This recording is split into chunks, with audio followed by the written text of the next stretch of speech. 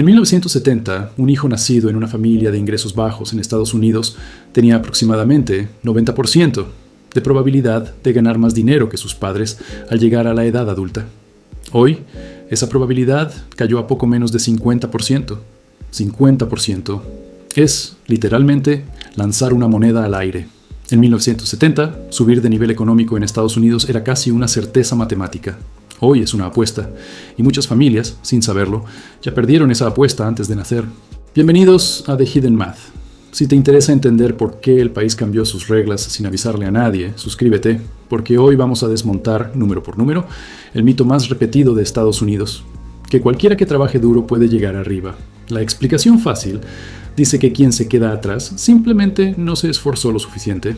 Los números dicen otra cosa completamente distinta.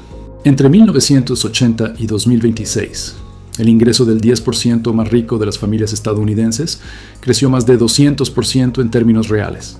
El ingreso de la mitad más pobre de la población creció apenas alrededor de 20% en ese mismo periodo. 200% contra 20%. Esa no es una diferencia de esfuerzo, es una diferencia de sistema. Antes de seguir, quiero preguntarte algo directo.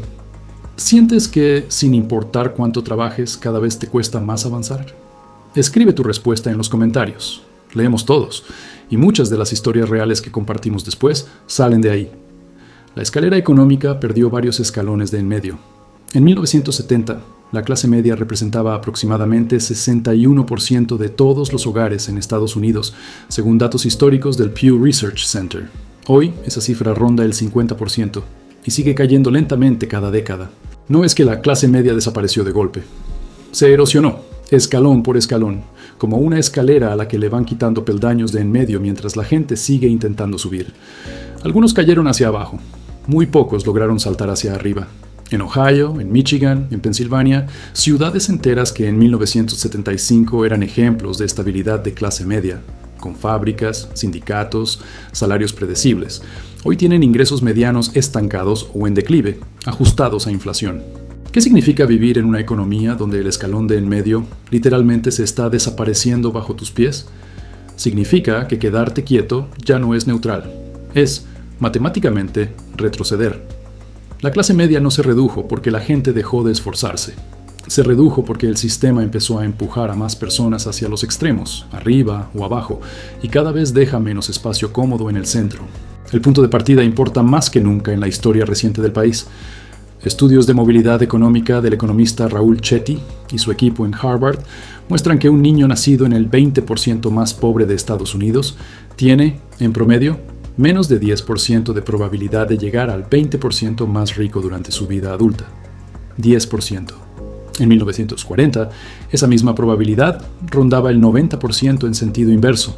Casi cualquiera terminaba ganando más que sus padres, sin importar dónde empezara. Es como correr una carrera donde algunos corredores empiezan en la línea de salida y otros empiezan a 100 metros de distancia detrás, cargando una mochila con piedras. Técnicamente están en la misma carrera. En la práctica, no compiten en las mismas condiciones. Un ejemplo real: 2 niños nacidos el mismo año, uno en un código postal de Beverly Hills y otro en una de las zonas más pobres de Baltimore, tienen expectativas de ingreso adulto que difieren en decenas de miles de dólares anuales, simplemente por el lugar donde nacieron, según los propios datos de movilidad de Chetty. ¿Puede llamarse país de oportunidades, un lugar donde tu código postal predice tu futuro financiero mejor que tu esfuerzo? La cuna, hoy más que nunca, funciona casi como destino. El costo de la educación se convirtió en una apuesta, no en una garantía. La deuda estudiantil total en Estados Unidos supera actualmente los 1.7 billones de dólares, repartida entre más de 43 millones de personas. En 1980, un estudiante podía pagar la universidad pública trabajando un empleo de verano. Hoy, eso es prácticamente imposible en la mayoría de los estados. Es como si te dijeran que la única puerta hacia arriba tiene un precio de entrada que sube cada año más rápido que el salario que esa misma puerta promete generar después. Universidades como la Universidad de California han visto su matrícula multiplicarse varias veces en las últimas 4 décadas, muy por encima de la inflación general. Y mientras tanto, según distintas estimaciones, hasta 40% de los graduados recientes terminan en empleos que no requieren su título. ¿Vale la pena endeudarte por 15 años para entrar a una carrera de caballos donde no está garantizado ni siquiera llegar a la meta? La educación que durante décadas fue el ascensor social más confiable del país, hoy es apenas un boleto de lotería con precio de entrada cada vez más alto. La riqueza heredada pesa más que el ingreso ganado.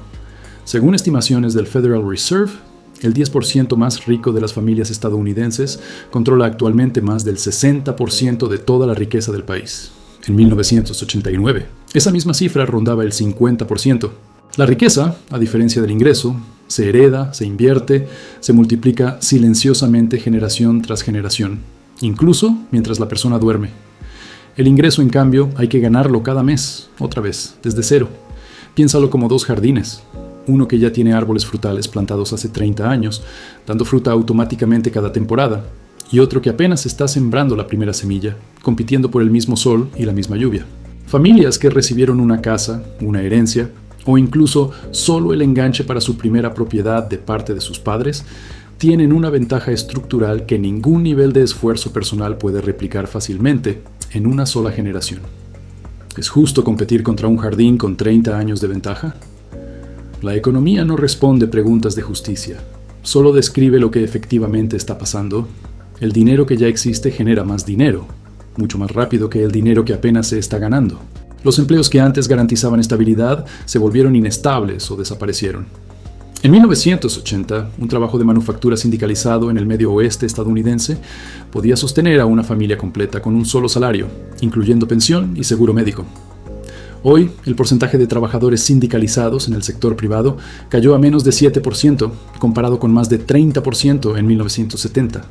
Es la diferencia entre construir tu casa sobre concreto y construirla sobre arena que se mueve cada pocos años. Ciudades como Youngstown, Ohio, alguna vez centros industriales prósperos, perdieron decenas de miles de empleos manufactureros bien pagados entre 1980 y 2020, sin que llegaran reemplazos equivalentes en salario o estabilidad. ¿Qué pasa con la movilidad social cuando el trabajo que llevaba a la clase media simplemente deja de existir en tu ciudad?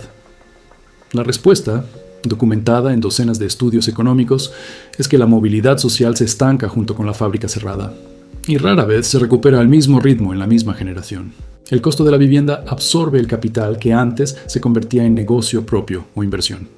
El precio promedio de una vivienda en Estados Unidos hoy supera 7 veces el ingreso familiar anual promedio, comparado con apenas 3 veces en 1980. Eso significa que el dinero que antes podía destinarse a abrir un negocio, invertir o ahorrar para el futuro, hoy se destina casi por completo a simplemente tener un techo.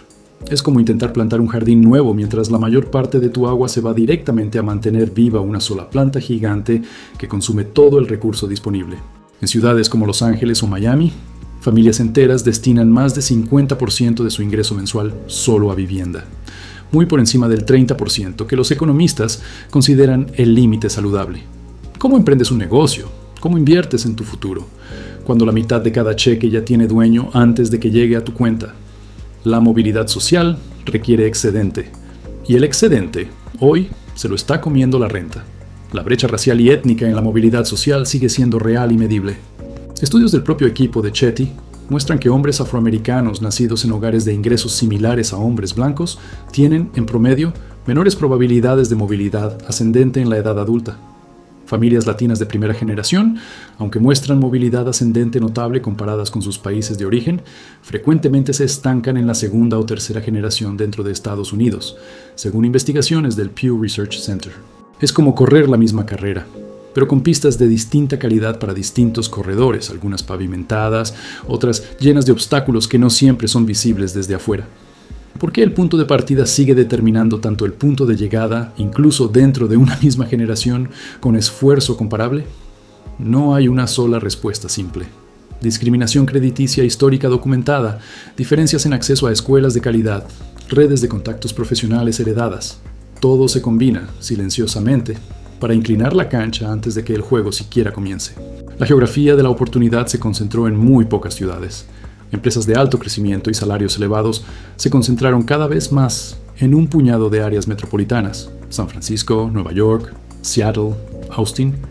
Mientras tanto, cientos de ciudades medianas y pequeñas en todo el país vieron estancarse o caer sus salarios ajustados a inflación durante las últimas 3 décadas. Es como si el país entero tuviera solo 5 puertas de entrada hacia arriba y todas estuvieran ubicadas en las ciudades más caras para vivir. Mudarte a San Francisco en busca de mejores salarios suena lógico, hasta que descubres que el costo de vivienda ahí puede consumir la ventaja salarial completa en cuestión de meses. ¿De qué sirve un mejor sueldo si el costo de vida lo cancela casi por completo? La oportunidad económica hoy no está distribuida por todo el país. Está concentrada, casi enjaulada, en un puñado de códigos postales que la mayoría de las familias no puede costear. Ahora, una pausa necesaria, porque sería deshonesto no reconocerlo. Existe un argumento serio, respaldado por datos reales, de que Estados Unidos sigue ofreciendo más oportunidad de movilidad ascendente que la gran mayoría de los países del mundo, especialmente para inmigrantes de primera generación. Millones de familias que llegaron con poco o nada lograron, en el transcurso de una sola generación, alcanzar niveles de vida que hubieran sido imposibles en sus países de origen. Ese progreso real, documentado en múltiples estudios comparativos internacionales, no debe minimizarse ni ignorarse. Tampoco es cierto que la movilidad social haya desaparecido por completo. Todavía existen historias genuinas de superación, negocios que prosperan, familias que sí logran subir de nivel gracias a decisiones inteligentes y esfuerzo sostenido. Reconocer esto no debilita el argumento central de este video, lo hace más honesto. El punto no es que la movilidad social sea imposible. El punto es que se volvió considerablemente más difícil, más lenta y más dependiente del punto de partida de lo que fue durante buena parte del siglo XX, y esa diferencia, medida en números concretos, es innegable. Miremos un caso concreto: Baltimore, Maryland y sus distintos vecindarios. Según el propio estudio de oportunidad económica de Harvard, dirigido por Chetty, 2 niños nacidos el mismo año en Baltimore, en vecindarios separados por apenas unos kilómetros de distancia, pueden tener expectativas de ingreso adulto que difieren en más de $10,000 anuales, simplemente por el código postal exacto donde crecieron. Un niño que crece en Roland Park, un vecindario próspero, tiene probabilidades de movilidad ascendente notablemente más altas que un niño que crece a pocos kilómetros de distancia en Sandtown, Winchester, uno de los vecindarios más golpeados por la pobreza concentrada y la desinversión histórica de la ciudad. La diferencia no está en el esfuerzo de las familias. Está en la calidad de las escuelas cercanas, en la exposición a redes profesionales, en la exposición a violencia o estabilidad, en décadas de políticas de vivienda que separaron deliberadamente a las comunidades por ingreso y raza. Baltimore no es una excepción aislada.